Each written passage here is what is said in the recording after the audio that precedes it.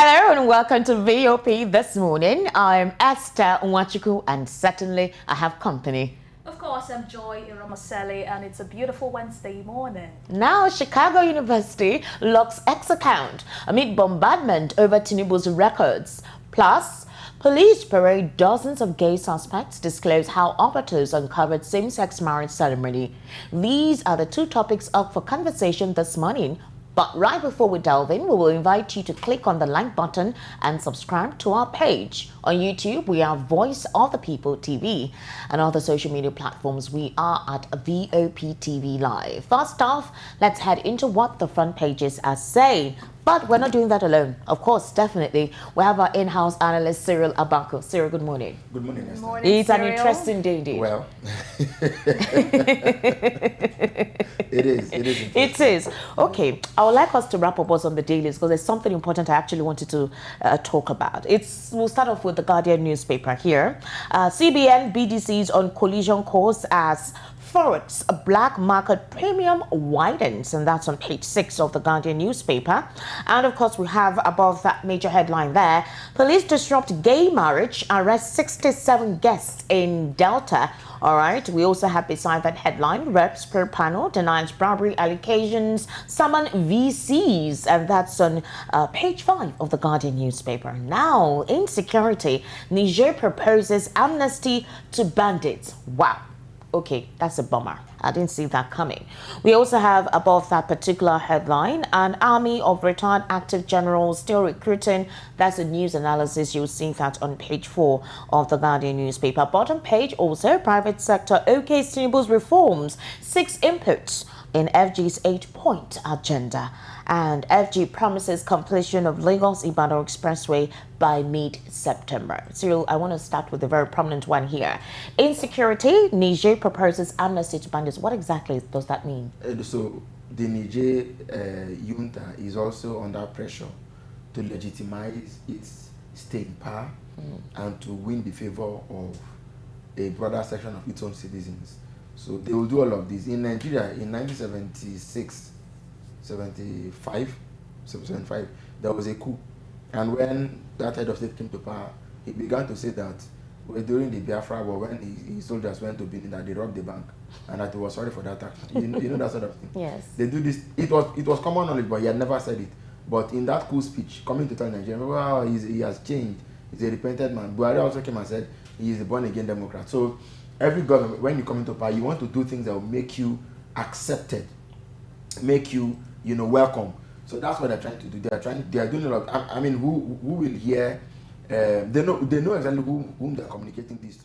True. Critical sectors of their. That's true. Because if you look at the tone and tenor of banditry in Nigeria, Niger, and so on, you understand that these people are sophisticated, they are equipped, they are funded.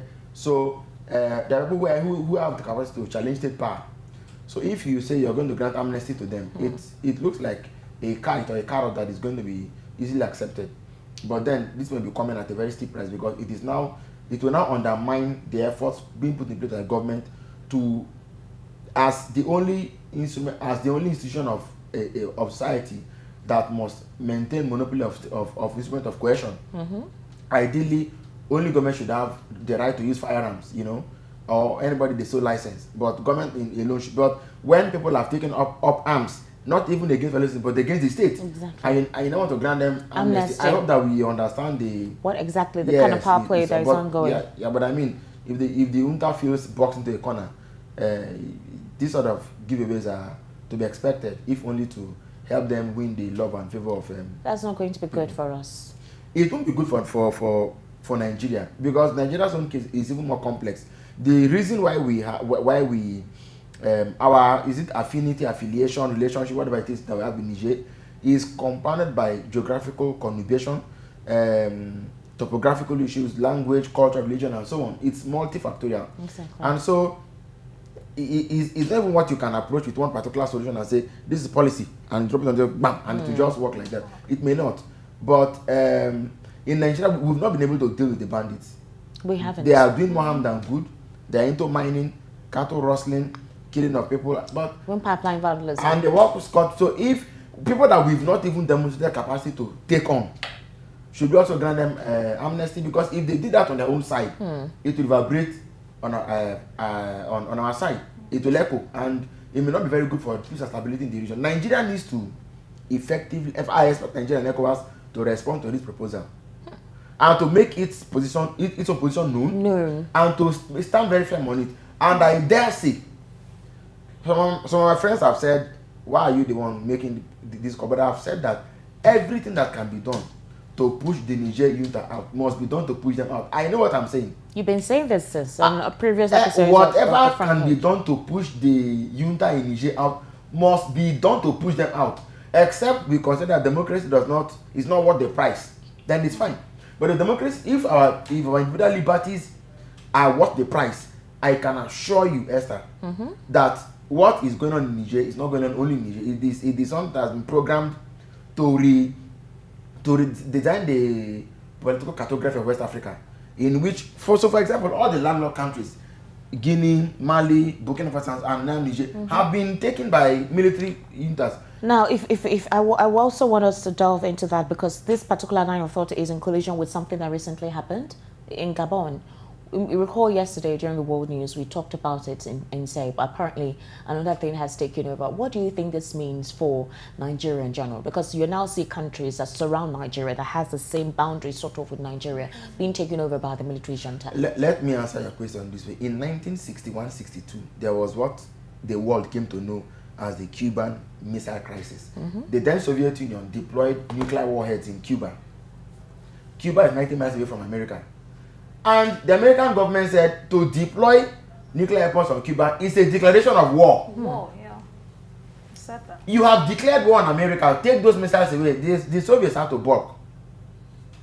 They said it declared. So when you are the big brother of a house, and somebody comes to slap your younger kid, your kid brother or kid sister, how would you feel?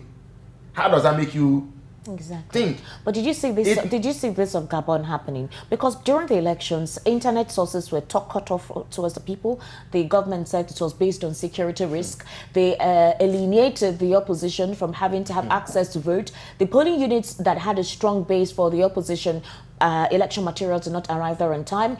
It's taken a while for election results to be announced, and eventually election results were announced. Esther, and of course, no one could see the transparency of how that came about. So is it surprising to hear, about 45 minutes ago that Gabon is already like Niger? Esther, let me say this the way I've been saying it, and it's the best way I can say it, is that Nigeria may be the only democracy left in West Africa. That's a strong term. I have no other way to say it. Nigeria may be the only democracy left in West Africa. That's a dangerous because thing,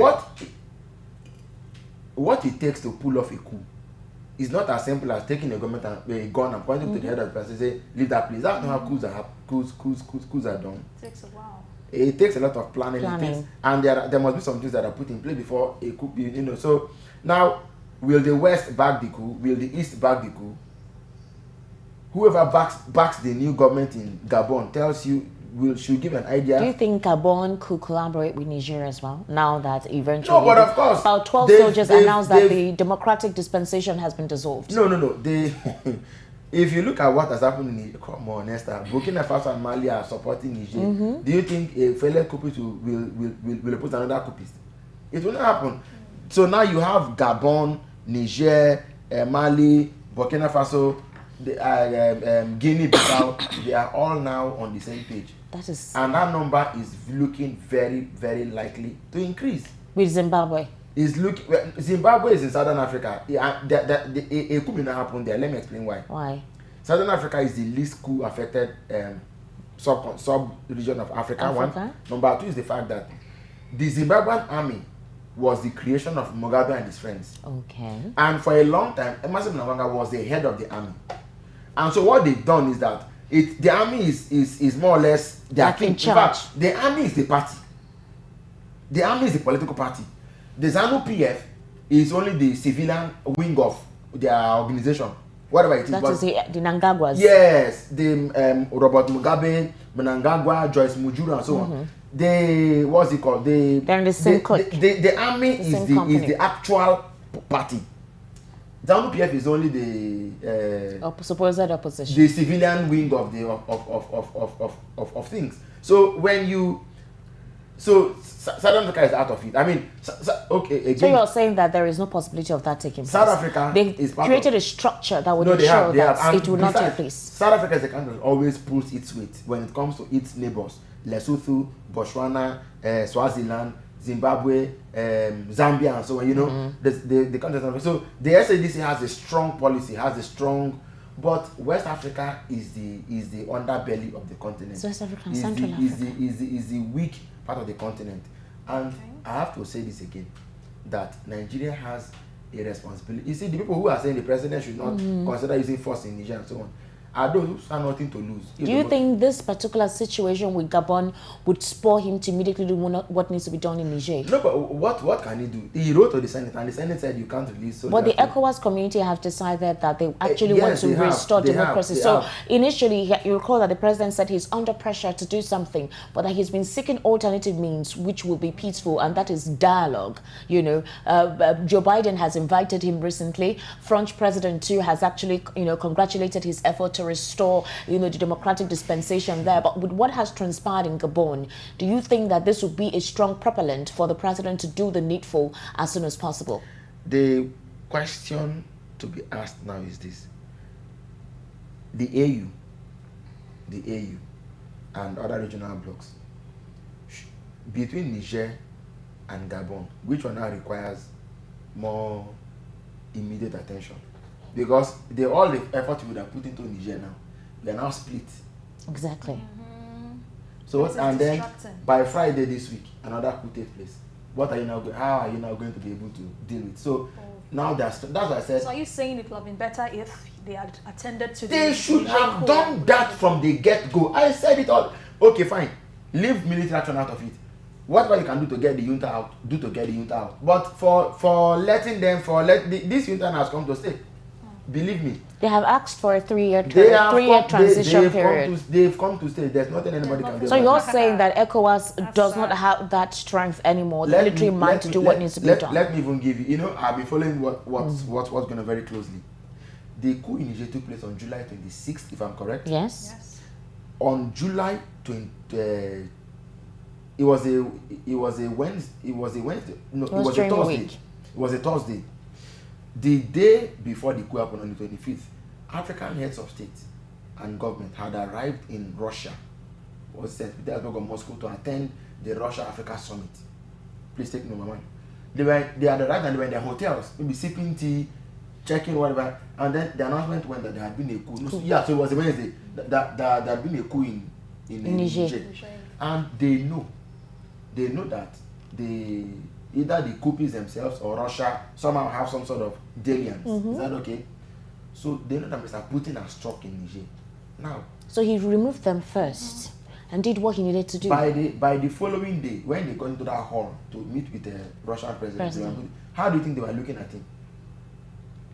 A day before, a coup had happened in Niger, and they came into that hall to see Oga Abego, my country, Abego, that sort of thing. That psychological defeat had already set in. This was the way in which he organized the meeting in Moscow. In Moscow. And then did this stampede taking over in Ukraine. Now, exactly. So now,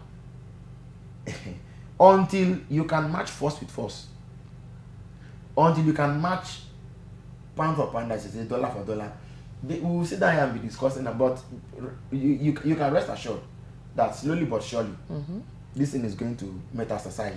I would have actually loved us to look at all the semantics behind this, but we have all the national dailies. Yes, and moving on to the nations, we have the big story there says subsidy cut windfall. Government saves 1.8 trillion naira in 2 months.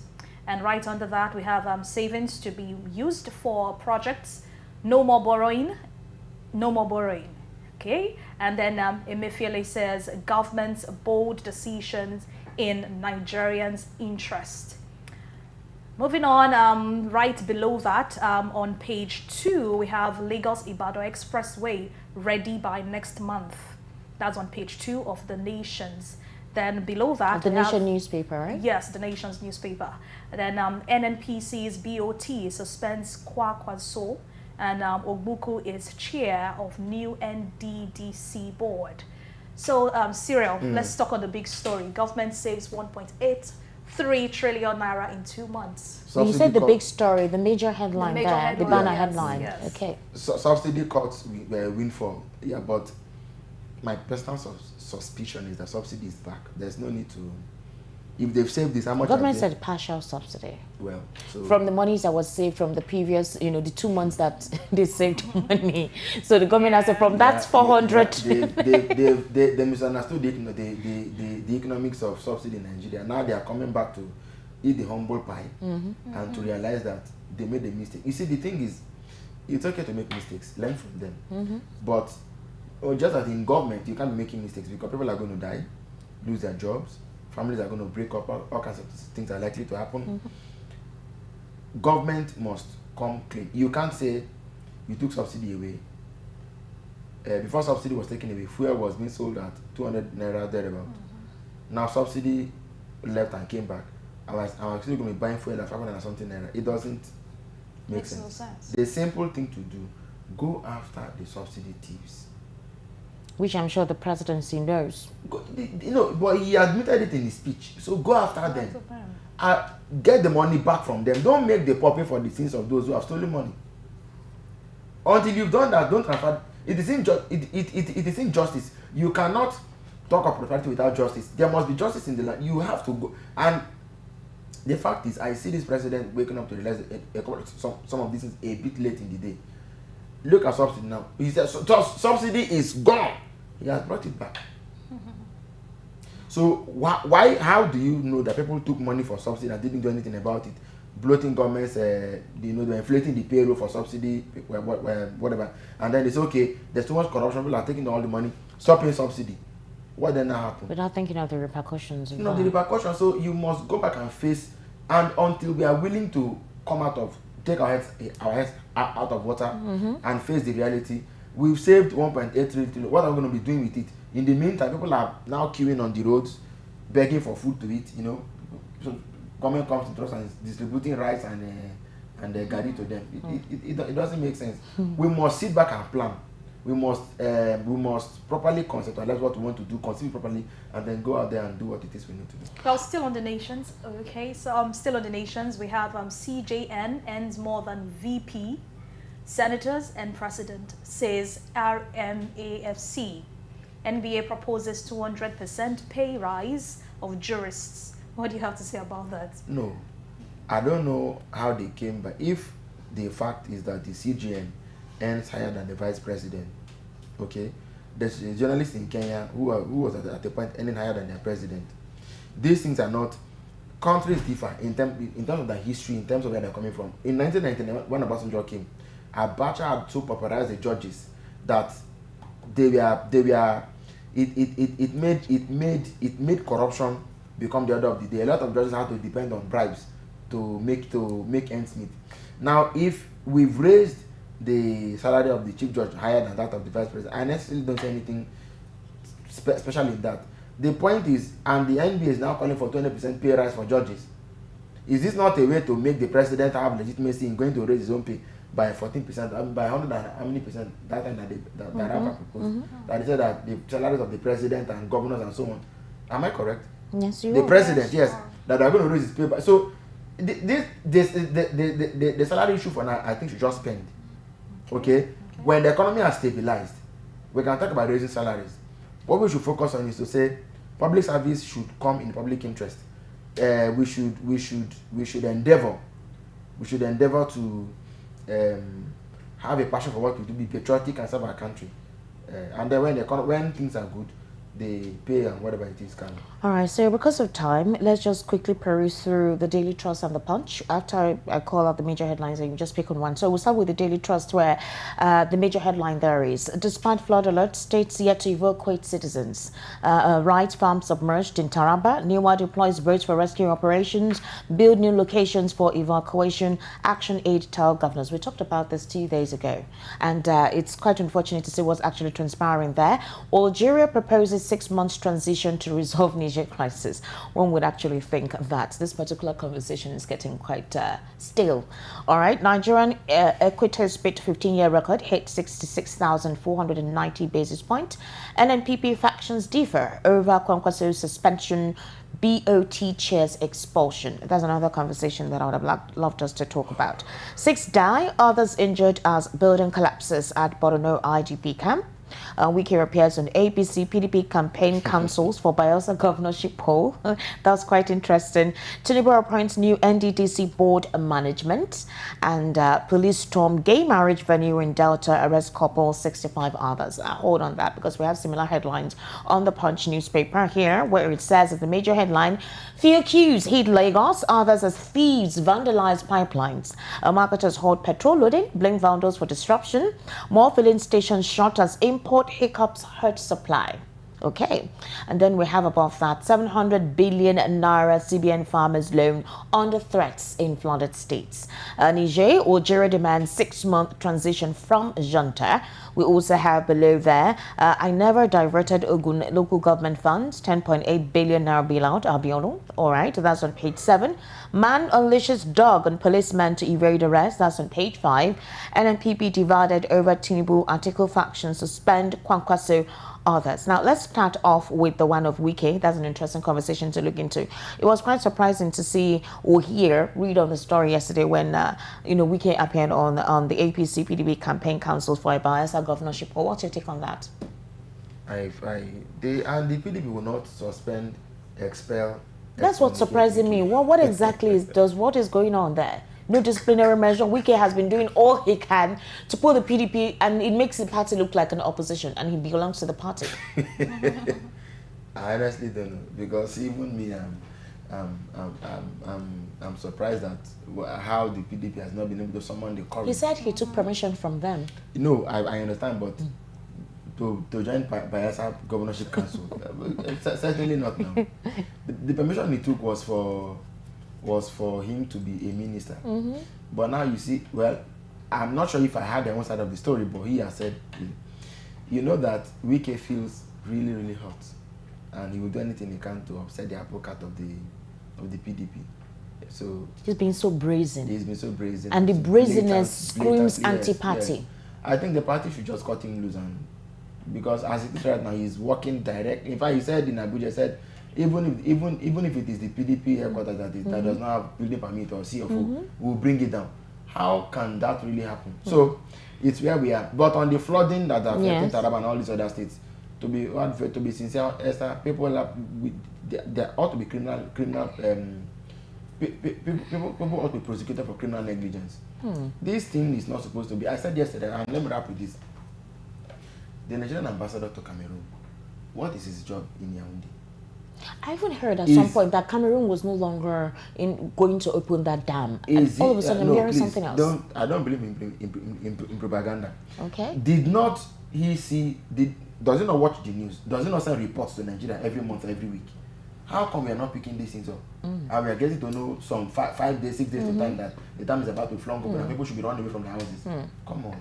And now people see and get loads of people to go and do dry farms. Floods have come to submerge the farm. We didn't do proper forecast and due diligence. In Ondo State, how do we was do submerged yesterday. How do we do these things and remain a country? Is it not funny? This is crass irresponsibility. Thank you so much, Cyril. And that's all we have for the newspaper headlines. Up next on VOP this morning, Chicago State University locks up official X account amid bombardment over the academic records of President Bola Tinubu. Let's get into that when we return.